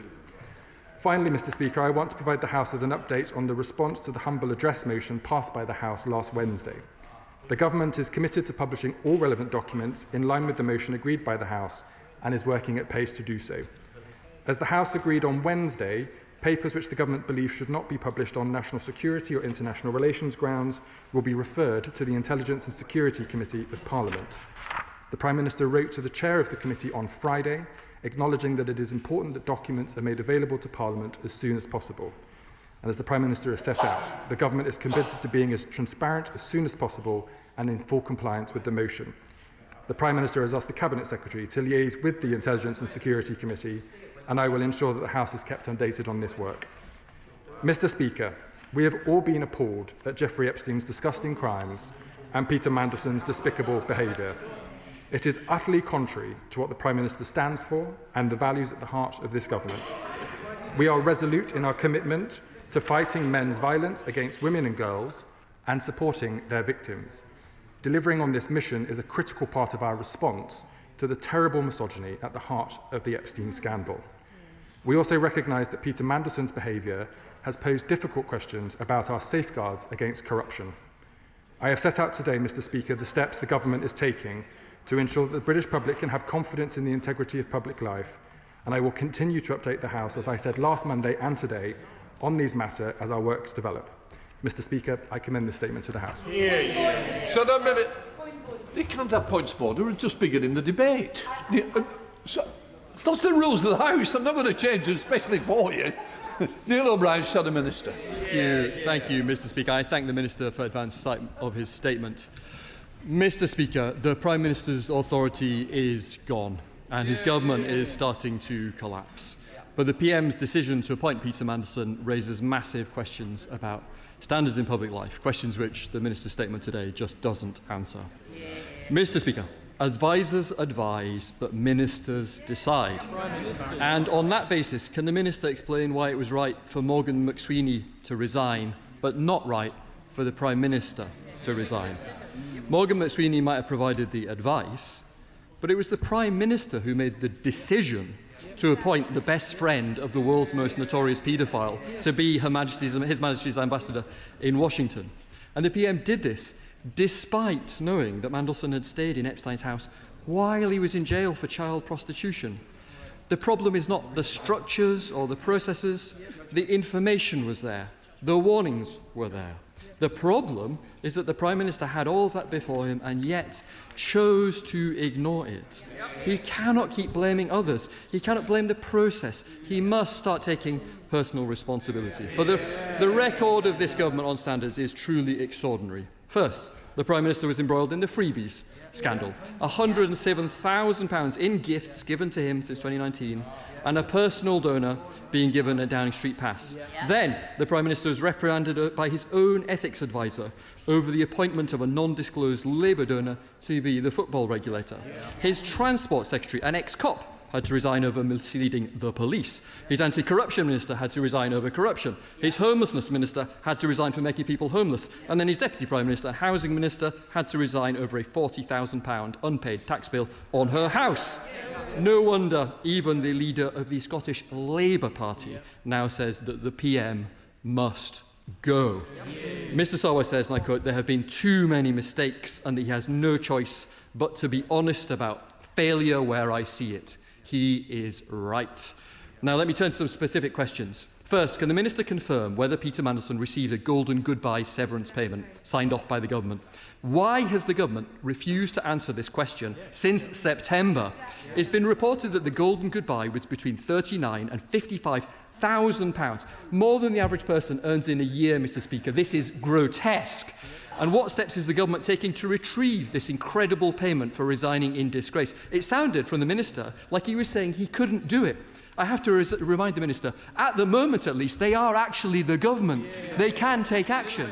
Second, will the government agree to a full investigation into Peter Mandelson's behaviour while he was our ambassador? On 27th of February, Mandelson arranged for the Prime Minister to meet Palantir, a client of Global Counsel, his own company. It was not recorded in the Prime Minister's register of meetings. It only emerged later. Palantir were then directly awarded a £240 million contract by the government. I make no criticism of Palantir. My point is simply, why wasn't it recorded? How many more such lobbyist meetings with the PM were there? And what other inside information was being shared? Will he agree, yes or no, to a full inquiry into Mandelson's time as our ambassador? Third, let me ask about another New Labour veteran put forward for a public office despite his known association with a paedophile. Number 10 have said that they investigated Matthew Doyle's relationship with a convicted paedophile, Sean Morton. Number 10 gave Doyle, the PM's former Director of Communications, a peerage after purportedly examining this matter. But they have never clarified whether their relationship continued after Morton's conviction. If Doyle cut ties with Morton upon his conviction, why doesn't the government just say so? So I asked the Chief Secretary to clarify this, and will he agree to publish all the documents relating to that appointment? Fourth, the Chief Secretary told the House on the 2nd of February that a review of the decision to appoint Mandelson was underway. What form will it take? Will a statement be laid before Parliament? When?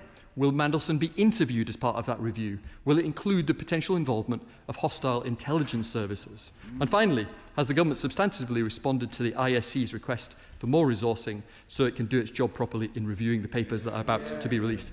Mr. Speaker, no amount of process or fiddling about with procedures can compensate for a Prime Minister who lacked the judgment to act on information put before him. The Prime Minister was warned about Mandelson. He knew, but he decided it was a risk worth taking. And as the leader of the Scottish Labour Party pointed out today, it's not just the Mandelson affair. Time and time again, the Prime Minister gets it wrong, from the winter fuel payment to the family farm tax. And just like with the grooming gangs inquiry, the PM has once again put his own political interest ahead of the interests of victims. Mr. Speaker, at the start of his statement, the Minister says the PM's choices in this case go to the heart of who he is. And that is what we are worried about, Mr. Speaker. The PM's head of communications has resigned. The PM's chief of staff has resigned. The leader of the Scottish Labour Party says the Prime Minister should resign. It seems like more and more people, even in the Labour Party, are now coming to the same conclusion as the public. This country deserves better. Minister Durham-Jones. Thank you, Mr. Speaker. I'll remind the honourable gentleman that the public had their say at the last general election and elected a landslide Labour majority and put the party opposite into a historic defeat. And might I say that one of the reasons, in my view, Mr. Speaker, that the public booted that lot out of office was because of the repeated failings in standards and ethics, from the PPE contracts to dodgy friends to lying to Parliament to the sex misconduct scandals.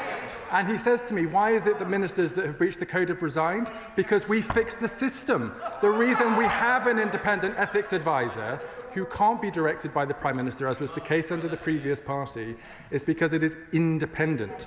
And when ministers have been found to break the code, they have gone, because that should be the consequence for doing so.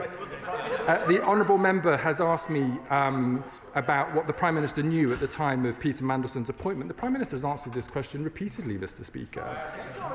The information that has come out since his appointment has made it clear that Peter lied to the Prime Minister about the state of his relationship with Jeffrey Epstein. And had the Prime Minister have known then, at the point of appointment, what we all know now, with the privilege of hindsight, he would not have appointed him in the first place. He asked me a number of questions about the process, I think, which flow from the humble address. As I've already informed the House, Mr. Speaker, the government is working with the leadership of the Intelligence and Security Committee to ensure that we can comply with the humble address and cooperate with transparency to release the documents in the way that we have said we will, in compliance with the Met Police investigation and other constraints which are currently being managed. And we will ensure that the Intelligence and Security Committee is given all the available support it needs to be able to service the House effectively in line with the humble address. Where should we go? Dame Emily Thornbury. Thank you very much, Mr. Speaker. I'm grateful to the right honourable gentleman for his speech and for telling us that relevant direct ministerial appointments, including politically appointed diplomatic roles, where they have access to highly classified material, will have to pass the requisite national security vetting process before such appointments are announced or confirmed. I know that it may sound a little surprising to members opposite because they probably didn't hear what he said because they were barracking the minister so much. But I mean, that's to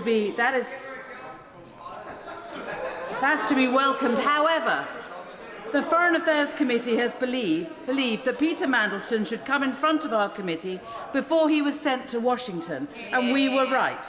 And we shouldn't have been prevented from seeing him. In the past, political appointees to ambassadorial roles have nearly always appeared before the committee, but only at the Foreign Office's discretion. We don't want discretion anymore. We would like it written into the rules that before someone is appointed to an ambassadorial role, or the chair of the British Council, or the director of the BBC World Service, we would like those political appointees to appear in public before the Foreign Affairs Committee and to answer our questions. Can I thank the Chair of the Foreign Affairs Select Committee for her question? She raises important points about the process, particularly for the appointments of ambassadors and the delay between announcement, appointment, and also the host country then accepting their appointment to formally appoint them to their role. That's why we've made it clear today that the security vetting process will now have to be concluded before announcement and confirmation. She asks me about the role of pre-appointment hearings. I know that the Permanent Secretary of the Foreign Office has already informed her committee that the committee is entitled to invite ambassadors to appear before them to answer questions, and of course we continue to keep all other pre-appointment hearings under review. Liberal Democrat spokesperson Lisa Smart. Much, Madam Deputy Speaker, and I thank the Chief Secretary for advance sight of his statement. We must remember that we're having this debate today because of the courage of the women and girls who spoke out against Jeffrey Epstein and those connected to him. Their bravery has forced us to confront uncomfortable truths around power, accountability and the standards we must demand from those in public life. There are many questions swirling around this place about judgment, rightly. And while you can't legislate out poor judgment, you can put in place a better system that leaves as little to chance as possible. And successive governments have failed to do that. From Partygate to ministerial code breaches that went unpunished, we have witnessed a systematic deterioration of standards and the current system is broken. The ministerial code lacks legal force. We need structural reform, and I welcome some of the measures that the Minister has mentioned in his remarks today, including the ability to boot out peers whose behaviour falls below the standard we should all expect. The ministerial code must be enshrined in law with genuine sanctions for breaches. The ministerial code must extend beyond its current parameters to include senior public servants like ambassadors, and we agree that vetting standards must also be made tougher, and they should include trade envoys like Andrew Mountbatten, Windsor. We must also ban those who've served in any capacity for a current foreign administration from donating to political parties, think tanks or campaign organisations, and we must end government by WhatsApp. All ministerial instant messaging conversations involving government business must be placed on the departmental record. These should be published quarterly alongside emails, letters and phone calls to ensure greater transparency. We should also protect whistleblowers through a new Office of the Whistleblower with legal protections and criminal sanctions on ministers who fail to report wrongdoing. Just this morning, Madam Deputy Speaker, I met the lively and engaged Year 12 students from Hazel Grove High School. When the next election rolls around, they can all vote. They deserve better than the broken system, and we should all be working hard to restore the public's trust in politics. Chief Secretary. I thank the Honourable Lady for her statement and remarks. I think we all agree that we don't just need effective rules, but effective enforcement for people who break those rules. And these issues have highlighted the fact that there is more work to do. And I look forward, as does the government, in working on a cross-party basis to make sure, as she said, that we bring justice for victims who are affected by the abuse of power. Afsana Begum. Thank you, Madam Deputy Speaker. In December 2025, Palantir won a 3-year contract worth £240 million from the government. This contract, which is 3 times larger than any that Palantir has previously won, was awarded without tender. Will the Minister ensure that there is full transparency of how this decision was made and who was involved? And does he agree with me more widely that resignations under the last government meant that true accountability could be evaded and obscured, and that all our constituents wanted from us and this government was the change that we promised to deliver? In the first part of my honourable friend's question, I can assure her that all procurement rules have been followed, but if there is any suggestion of wrongdoing, we have powers under the Procurement Act to take action if required. On the second part of her question, I agree with her that the public were calling for change at the last election, partly because of the repeated scandal issues that happened under the last administration, and that's why, as I've set out today, we've already taken action to make the Ethics Advisor independent, institute the Ethics and Integrity Commission, and as I've set out in my statement today, we will go further. Select Committee Chair Simon Hoare. Madam Deputy Speaker, could I ask the Chief Secretary the following points? He said in answer to an earlier question the documentation would be released in compliance with the Metropolitan Police.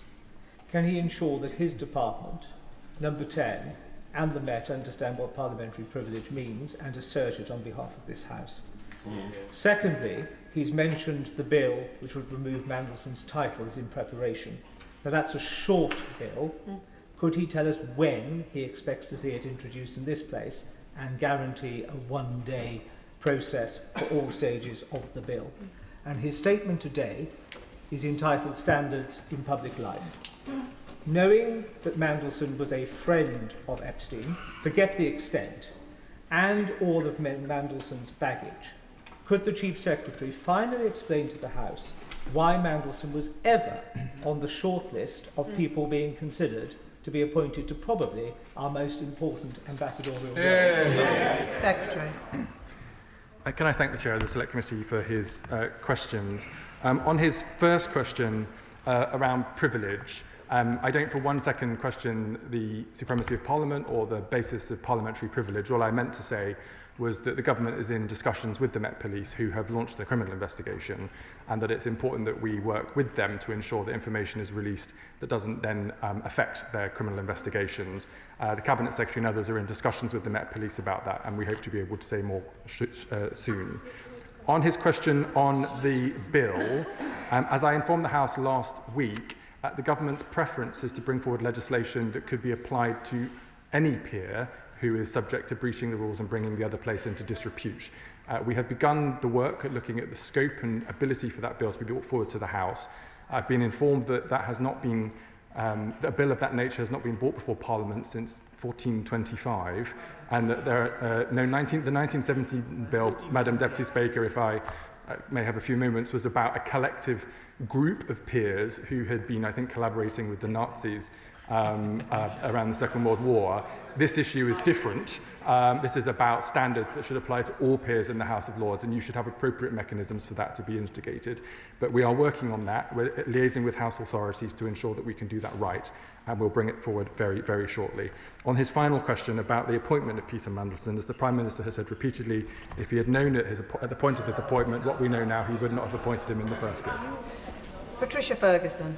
Thank you, Madam Deputy Speaker, and I thank the Chief Secretary for his statement. And I wonder if he could tell the House how the Prime Minister is considering strengthening the role of the Ethics and Integrity Commission, given his commitment to improving standards in public life. Chief Secretary. I thank my honourable friend for her question. The Ethics and Integrity Commission has been set up only very recently by this government to play an important role in relation to standards in public life. We want to work with the Ethics and Integrity Commission together to ensure that we set it up for success in delivering on the issues and reforms that I've mentioned to the House today, and that's the basis on which we will be collaborating with them. Chair of the Standards Committee, Alberto Acosta. Thank you, Madam Deputy Speaker. Madam Deputy Speaker, I never make comment about any conduct or standards issues that may impact on individual MPs precisely because of my adjudicatory role in the Committee on Standards, and I don't propose to refer to the Prime Minister in respect of the potential that if not all documents are disclosed to the House, it might be a breach of privilege.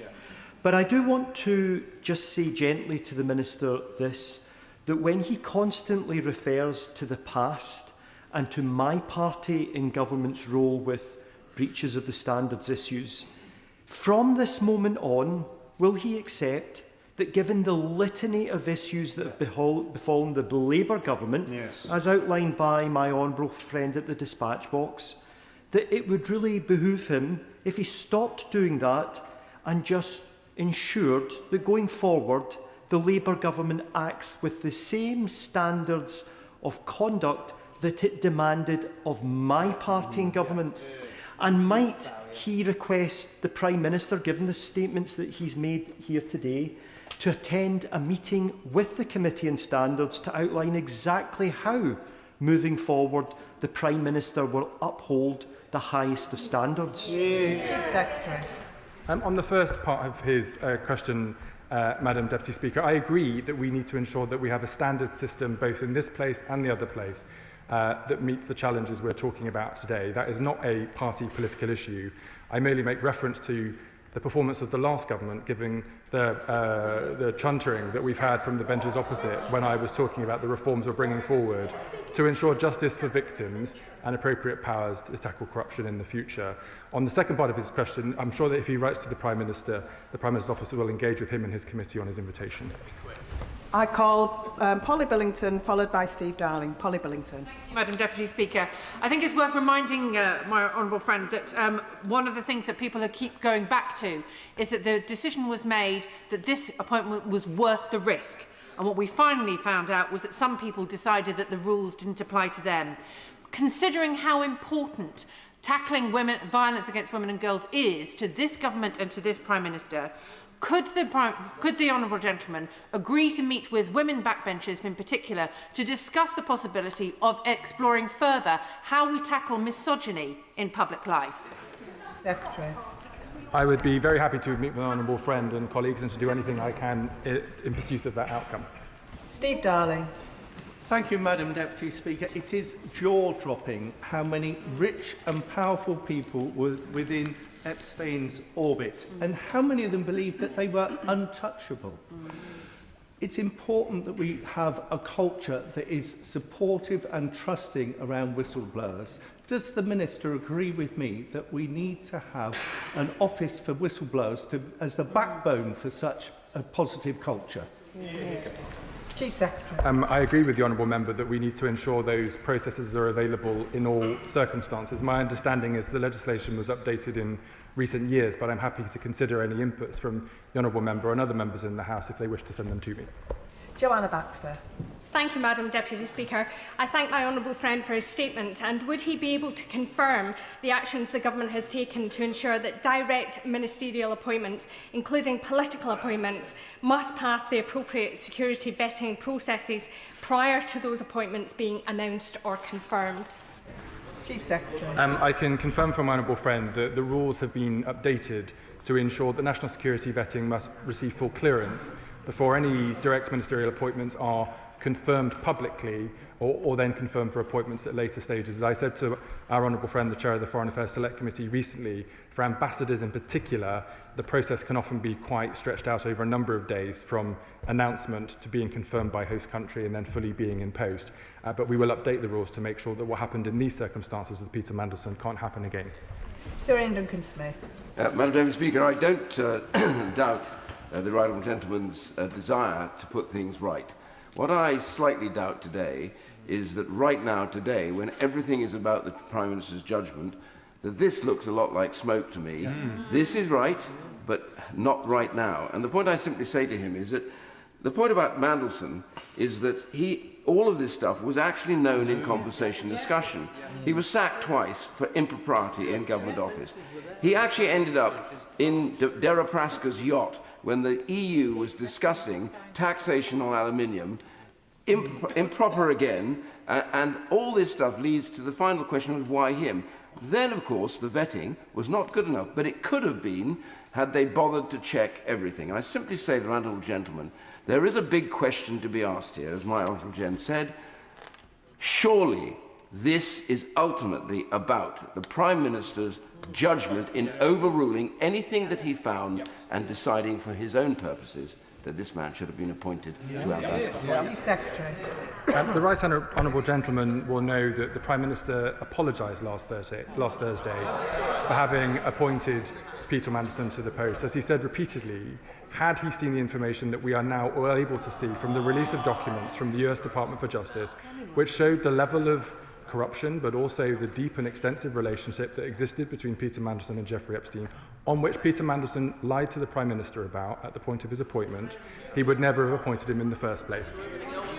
Alex McIntyre. Thank you, Madam Deputy Speaker, and I thank my right honourable friend for his statement. My biggest concern, the biggest concern of my constituents, is that the impact of behaviour like Peter Mandelson's undermines trust in our politics and in our democracy, because quite frankly, all parties in this House have had scandals related to someone in their party. It gives us all a bad name. So can I ask, from the bottom of my heart, can this government get a grip of it and end the sleaze and scandal culture that has engulfed all of our politics, all of our parties, so that I can go back to my constituents and say, no, we're not all the same. I thank my honourable friend for his question. As I said in my statement, the vast majority of members of this House, but also civil servants and other political appointments in the other place, come into politics to serve the public, not to serve themselves. But what the Peter Mandelson issue has shown is that for all of the rules that we have in place that work for the majority of people doing the right thing, there have still been loopholes for people who want to do the wrong thing, and those are the loopholes that we're now going to close. Stephen Gethins. Madam Deputy Speaker, can I thank the Minister for his statement today? It was clearly preferable being here than in the reception that the Prime Minister is hosting for Scottish Labour MPs and MSPs later on. I've lost count of the amount of time that I've spent here dealing with one way or another Westminster chaos. And it often relates to members of the House of Lords who are there for life, be they Labour, Liberal or Conservative. This statement's tinkering. When will they commit to what they've committed to for 115 years and dealing with the obscenity that is the House of Lords? The honourable member will know that the government's committed to working with peers in the other place to modernise the House of Lords, and that we agree that that needs to happen. That's why we're in the process of removing hereditary peers and why we're working with the authorities in the other place to make sure that we deal with the issues we're talking about today. Thank you, Madam Deputy Speaker, and I thank the Chief Secretary for his statement and his focus on the victims of these appalling crimes. Could the Chief Secretary explain what steps this government has taken to ensure victim survivors of these vile crimes are heard by those in power? Chief Secretary. I thank my honourable friend, and he's right to bring us back to the victims of Jeffrey Epstein and all women and girls who have been subjected to these atrocious crimes across the country, because evidently their voices continue to not be heard and these crimes continue to perpetuate. That's why the government's committed to halving violence against women and girls, and why it's introduced the measures to ensure standards of public life are enforced in this place and in the other place too. Sir John Whittingdale. Thank you, Madam Deputy Speaker. Can I tell the Chief Secretary, in relation to his previous answer, that the Foreign Affairs Committee repeatedly asked for Lord Mandelson to appear. You refused to come. But what the Foreign Affairs Committee did hear was from the Permanent Under-Secretary that Lord Mandelson would be entitled to a payoff in relation to the terms of his contract. So can the Chief Secretary say how much he received and whether or not he will be asked to repay it? The Foreign Office is currently reviewing the terms of the contract that led to the suggestion of severance payments when Peter Mandelson was sacked, and is due to update the House in due course. Sam Rushworth. Thank you, Madam Speaker. Can I thank the Chief Secretary for his statement? It's refreshing to see a government that's committed to making those in positions of trust accountable. They're clearly very angry today. And maybe it's because it's in marked contrast to a record of people who voted to cover up for one of their friends. But may I say, for ordinary people in Bishop Auckland, the crimes of Epstein are truly shocking and disgusting, and they're shocked to see this global web of power and people acting with such complete impunity. So is the government, in addition to looking at improved vetting, looking at how we have improved surveillance and vetting of those who are in a position of trust to make sure that these sorts of things cannot happen by those who are entrusted? Chief Secretary. I thank my honourable friend for his question. As he will have heard in my statement today, there are a number of avenues that the government is pursuing, including the potential for more routine annual disclosure of financial and commercial interests that we hope will shed more light on some of these issues where individuals are getting away with breaking the rules. Gavin Robinson. Madam Deputy Speaker, the Chief Secretary will know that there are too many members on both sides of this House that enjoy situations like this, and it belies the seriousness of the situation. Does he recognise that an integrity and ethics advisor would not be able to solve the appointment of somebody removed from government twice if the Prime Minister wishes to appoint them? Exactly the point. Would not be able to assist a former director of the Public Prosecution Service whose professionalism should have been to discern the truth in accepting lies, or to inject honour in a situation where a Prime Minister accepts the advice of an individual and then accepts his resignation, but receive the advice? Chief Secretary. I thank the honourable member for his question, and he's right that the public do not expect party political bickering on these issues, but problems to be solved and justice to be sought for those who deserve it. On the question of the advice the Prime Minister received, as I've said a number of times, Peter Mandelson lied to the Prime Minister. Questions were asked, and Peter Mandelson lied in his answers. I'm sure that will become clear as part of the disclosure of documents in compliance with the humble address in the coming weeks.